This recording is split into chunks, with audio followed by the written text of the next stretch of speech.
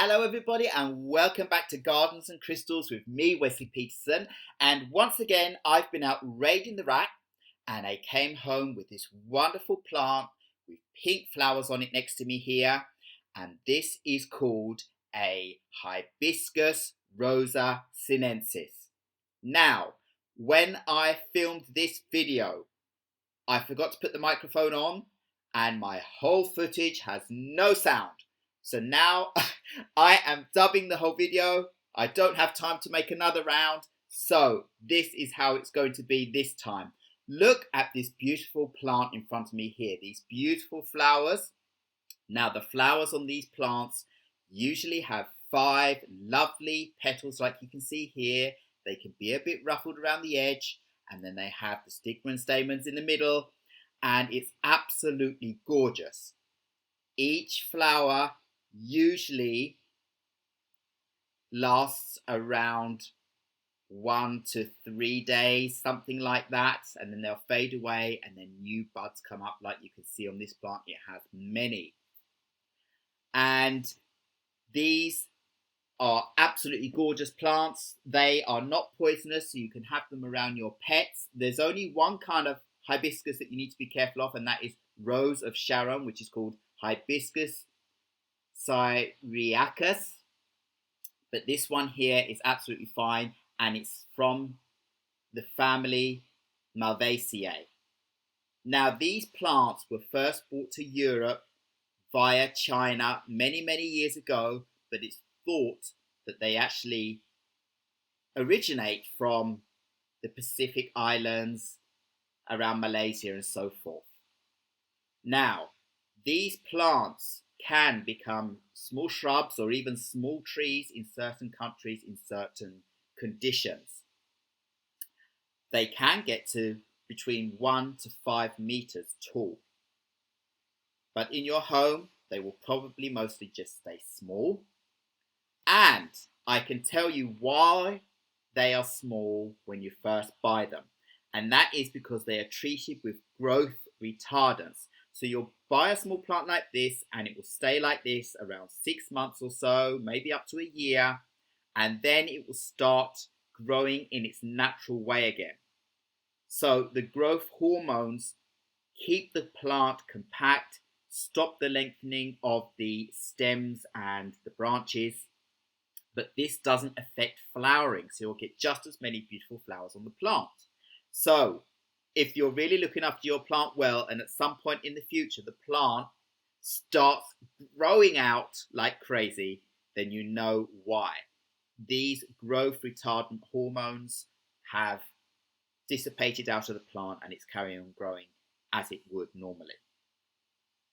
So when this happens, you're going to have to start pruning your plant, and you should do that in the autumn time, just before the plant goes into its dormancy, which means during the winter, even though it's an evergreen plant, it won't produce flowers and it won't be producing many new leaves or anything like that. So you can prune it back and make the shape that you want for the next season, and then the plant will grow out new stems and new buds for flowers. Because if you start pruning it in the summer season when it's growing, you will prune off all of the buds and the plant will grow out new stems and so forth, and it will take a few months before buds start growing so you get flowers on the plant again. So that's just something to remember when it comes to pruning the plant later on. So basic care tips for this plant: it likes a lot of direct sunlight or indirect sunlight, so you should place it in or near a south-facing window when you have it as a house plant, and it needs at least 16 hours of bright light if you have it under, for example, a grow light. But if you're going to be putting this plant outside during the summer, which is absolutely the best thing for the plant, then you need to gradually acclimatize the plant to being in bright light. So give it a few hours and a few hours indirect light until the plant can withstand it without getting burnt or anything like that, and then it can be out in bright light.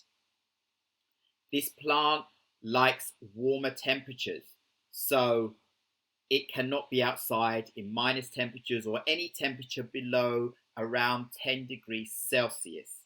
So you can start putting it outdoors at night and during the day, or all the time I mean, when the night temperature is around 10 degrees Celsius, that's 50 degrees Fahrenheit, and the plant can withstand that and will be very happy. During the winter, in the dormant period, you should try and give this plant those lower temperatures, so between 15 degrees Celsius or so, as a stable temperature, because the plant is dormant and it will be able to sustain itself easier that way.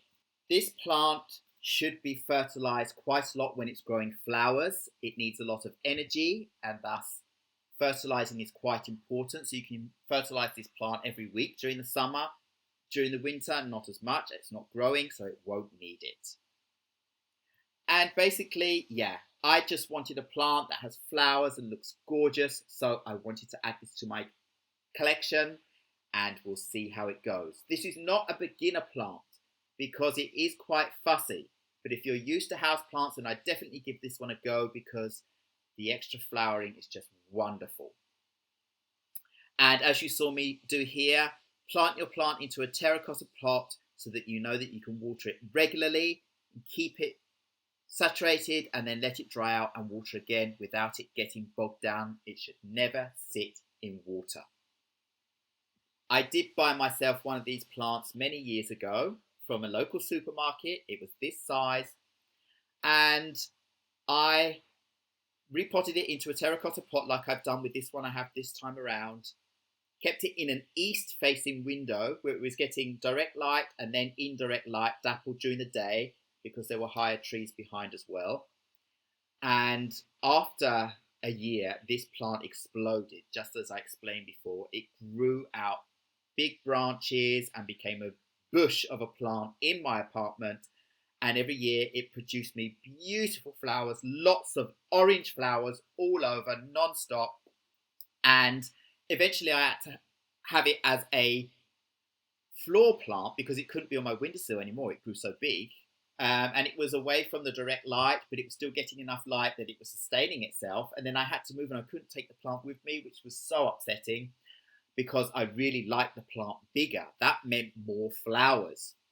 So I'm hoping I'm going to get the same effect this time around with this lovely pink flowering Hibiscus rosa-sinensis. And we'll see how it goes. But it really does need to be kept well watered through and let to dry out for a very short period and water through again, but never sitting in water. It will rot out the roots. And bright light, and it should be fine. And remember the fertilizing of this plant. So I have these wonderful pictures of this plant that I took just a couple of days ago because the flowers, they only last around 1 to 3 days, as I said before, and they looked a bit prettier. And you can easily go in, prune the dying flowers back, and then that will encourage a lot more buds. The more you prune, the more buds will come out. The plant will use a lot of energy to sustain the flowers that are dying back if you don't take them off. So get rid of those to produce new buds straight away, and you'll have a hive of colour for a very long time. What a beautiful plant. So, despite having no sound on my video, I've managed to put in these wonderful pictures and save some of my footage so you can see the process of me repotting my plant. And I watered it through because the soil was quite dry. And at the same time, I gave this plant a liquid organic fertilizer straight away. And this plant is going to be in an east-facing window in my kitchen. It's bright light for a very short amount in the morning, and then it's bright indirect light. And I hope that's going to cause this plant to grow into a lovely little bush for me, because I actually want it to grow out. So anyway, all I have to say now is go out there and find yourself a wonderful hibiscus plant to add to your flowering collection and have fun with the process, and put it outside if you can during the summer. If not, make sure that this plant gets plenty of humidity. It will dry out and it will have bud drop if it's not getting enough humidity around it. So spray it a couple of times a week. You can either put it on a tray of pebbles where it's not in the water but the water's underneath the plant, which causes humidity around the plant, or place it together with other plants. But if you do that, there's a higher risk of bugs transferring from one plant to another. And if this plant does get stressed, it is highly susceptible to bugs of all different types. So I would suggest keeping it on its own and using other methods to increase humidity. You can have a humidifier next to the plant and so forth, especially during the winter months. So make sure this plant is never near a heating element of any kind. Anyway, that's all I have for you for this Raid in the Rack video. Thank you very much for watching. And all I have to say is, remember to like, subscribe, and hit the bell so you know when my next video will be coming up in the future. And I will see you again very, very soon. Goodbye.